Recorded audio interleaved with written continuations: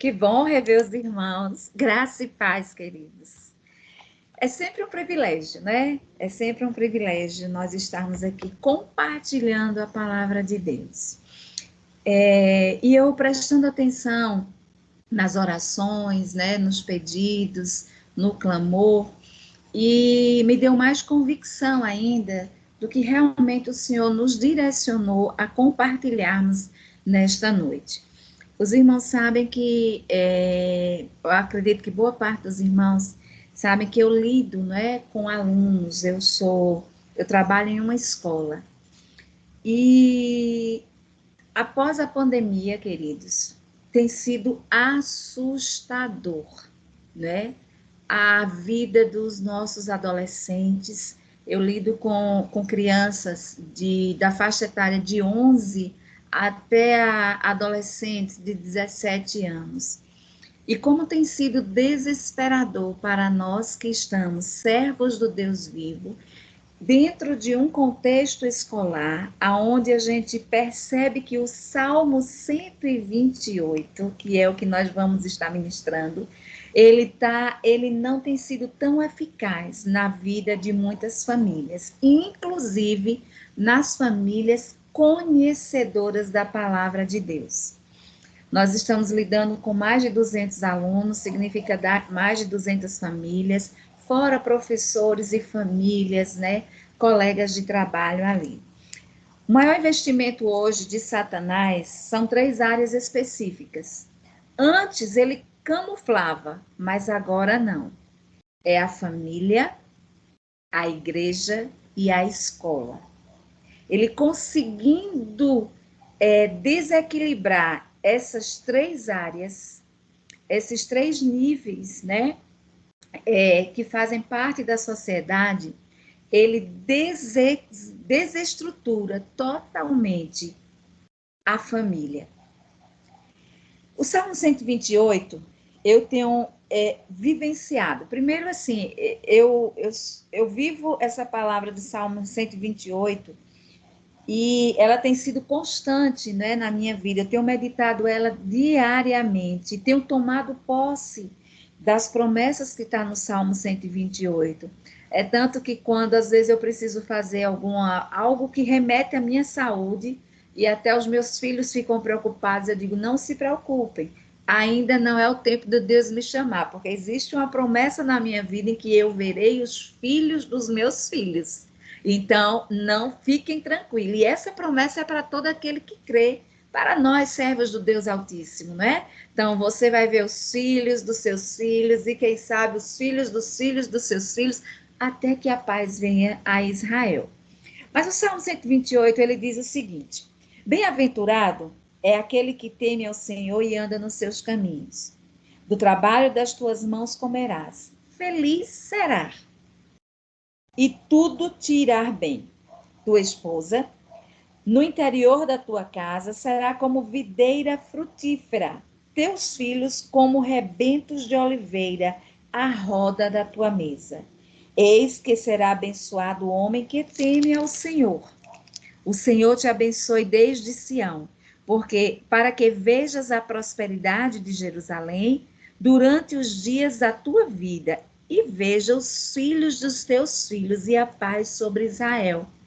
A irmã orou nesse momento pelo filho dela, que ela não sabia, Senhor, não sei onde está, mas o Senhor guarda, irmão. A palavra de Deus diz que o Senhor guarda os seus, os nossos, por isso que aquiete o seu coração, porque os nossos filhos são herança bendita do Senhor. E a Bíblia diz que se o Senhor não guardar, em vão vigia a sentinela, né? Os sentinelas. Então, aquietemos os nossos corações, porque os nossos estão debaixo da potente mão de Deus. E voltando ao Salmo 128, queridos, como tem sido angustiante nós estarmos vivendo esses dias, né? Com crianças e adolescentes totalmente desnorteadas, desequilibradas. A escola hoje, ela assumiu um papel da família porque a família não tem assumido seu papel como condiz a palavra de Deus e tem delegado essa responsabilidade para a escola ou para a igreja. E diante da situação que nós estamos vivendo caótica, né? Hoje a gente tem adolescentes, eu convivo com isso, aonde não sabe ainda se quer ser, se gosta de homem, se gosta de mulher, crianças que já desde pequeno não querem ser chamadas pelo nome, o qual, por exemplo, a menina não quer ser chamada por menina, ela quer ser chamada pelo nome social. Isso é a minha labuta todos os dias. E quando eu converso com esses adolescentes, quando eu converso com esses alunos, a partir da faixa etária de 11 anos, é perceptível que tudo, a desestrutura está na família. A desestrutura começa lá, no seio familiar. E a gente analisando o Salmo 128, quando eu converso com os pais, eu reflito com eles no Salmo 128. Quando eu converso com os meus alunos, eu passo a refletir no que diz a palavra, que honra teu pai e tua mãe, para que se prolongue os teus dias de vida aqui na terra. Eu faço eles entenderem que a bênção do Senhor, ela tem uma condição. E a gente vai conversando. Mas diante do Salmo 128, eu fiquei pensando, o que é temer a Deus? O que é? Nós cristãos sabemos que temer a Deus não é ter medo. A gente sabe que é ter respeito, né? É uma mistura de reverência com respeito, prazer, alegria. A prosperidade, além do que o Salmo 128 fala sobre o temor, fala também sobre prosperidade. Prosperidade não é ter dinheiro. Prosperidade vai muito mais além de como a palavra de Deus diz lá em Efésios, daquilo que pedimos ou pensamos. Isso é ser próspero. A prosperidade e felicidade da família acontece para aqueles que temem. Olha a condição, para aqueles que temem e andam nos seus caminhos. Então, eu percebi que a nossa família, que eu digo, em termos geral, de sociedade, ela está desestruturada porque falta temor no seio familiar. Há uma pesquisa, recentemente eu ouvi uma pesquisa que diz o seguinte, que grande parte da desestrutura familiar está condicionada à relação do pai, o papel do pai para com a família. Porque o referencial que o filho tem de Deus enquanto pai é o exemplo que ele tem em casa, do pai.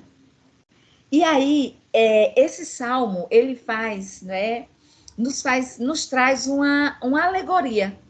Ele diz o seguinte, que ele completa, ele nos faz pensar que os filhos são como brotos de oliveira, a nossa roda. Vocês já viram um pé de oliveira, gente? Vocês já tiveram essa curiosidade de ver como é um pé de oliveira? Eu tive essa curiosidade, eu entendi mais de forma profunda quando a palavra de Deus diz que os filhos são como brotos de oliveira, a nossa roda. O pé de oliveira, primeiro ele é uma árvore que ele demora muito. A oliveira, ela é incrivelmente duradoura, né? Isso significa que elas podem viver milhares de anos. E sempre o tronco dela é sempre grosso, é muito grosso. E ao redor dela existe outros troncos que vão se juntando, vão se anelando. Por isso que quando você olha um pé de oliveira, você vê troncos tortos, troncos com galhos envergados. Por quê? Porque a oliveira, a semente vai caindo ali, né? E ela vai gerando, ela vai nascendo e vai se juntando ao próprio tronco. Por isso que é um tronco, muitas vezes, muito grosso e muito torto, porque um vai Um tronco vai indo para um lado, o outro vai para o outro, mas eles se firmam, a base dele é o tronco maior. Assim são chamados nossos filhos. Nós somos esse tronco, né? Nós somos a principal árvore. Os nossos filhos, eles estão arraigados, eles estão juntos de nós, eles não podem se afastar. E aí eu fiquei pensando, o que é, né? Como ter uma família influenciada pela palavra de Deus? Como ter uma família? Aí eu pergunto, como está a sua família? Aí eu digo, mas Cláudia, meus filhos já estão criados, né? Eu já sou avô, já sou avó, né? Tem gente que ainda vai criar, né? Vai casar, vai estabelecer sua família, mas aqui tem alguns princípios que eu quero compartilhar com vocês, baseado no Salmo 128, como ter uma família firmada na palavra de Deus, independente de como está a sua família hoje. Se ela está estruturada, glória a Deus por isso. Mas se ela não está estruturada, receba esses princípios.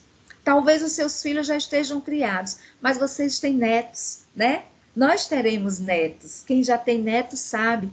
E diz que neto é a corda do coração, né? O pai e a mãe, eles fazem com os netos muitas vezes aquilo que não fez com os filhos. Então, a palavra de Deus, ela se renova. Deus está nos dando uma oportunidade hoje de refletirmos sobre a nossa família.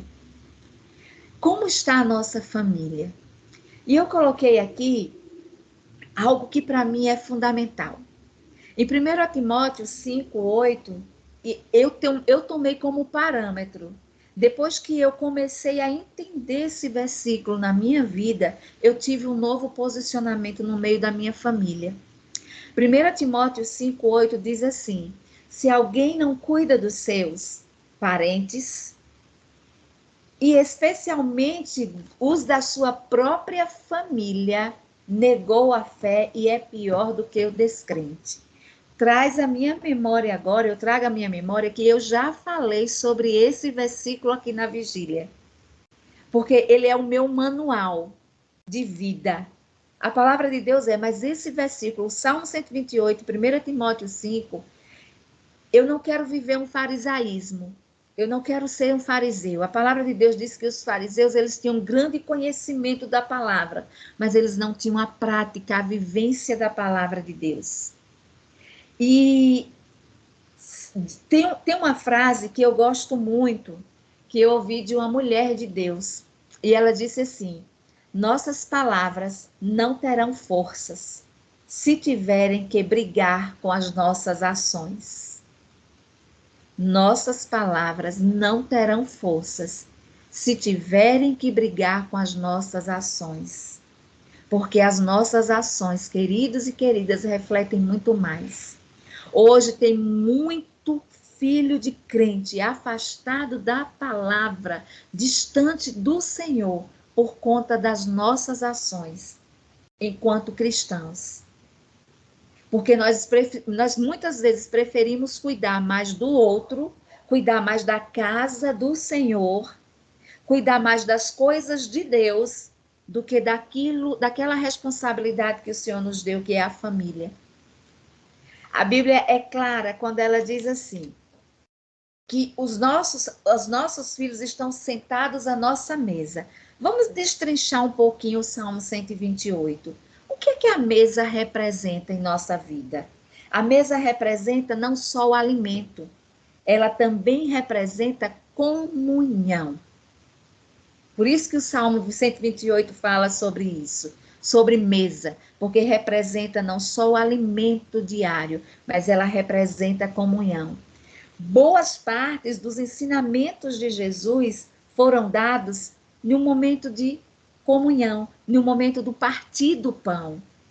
Como tem sido esse momento na nossa casa? Seja com os nossos filhos, sejam com os nossos netos. A sua mesa é o primeiro púlpito. A nossa mesa, ela é o primeiro púlpito. Então, se a gente às vezes pensa em pregar na igreja, está lá no púlpito, né? mas a nossa casa é o nosso primeiro púlpito. Então, a nossa casa tem sido esse púlpito. A igreja, primeiramente, ela é a minha família. Ela é o meu esposo, a minha esposa, os meus filhos. Eu acho que vocês ouviram, sempre os preleitores compartilham essa história. Esse final de semana passada, eu ouvi novamente, quando uma criança disse para o pastor que queria morar na igreja, porque do que em casa, né? Porque o pai dele na igreja é uma coisa, e em casa é outra. E assim é a nossa realidade. Muitas vezes nós tratamos os irmãos, nós tratamos a liderança de uma forma, Pai do Senhor, graça e paz, irmão, oh, irmão, eu te amo em Cristo Jesus, mas dentro de casa, muitas vezes, o amor de Cristo que nós expressamos na igreja não reflete no nosso lar. E a Bíblia diz que aquele que não cuida dos seus está negando a fé. Qual tem sido, né, a mensagem ao redor da sua mesa? Quando você senta com a sua família, qual é a mensagem que reflete, né? Qual é a mensagem, qual é o diálogo que vocês estão conversando, né? O que é que vocês estão tratando? A mesa, ela não é somente um lugar de comunhão, mas ela também é um lugar de confronto. Uma família fundamentada na palavra de Deus tem que ter confronto, não só a comunhão.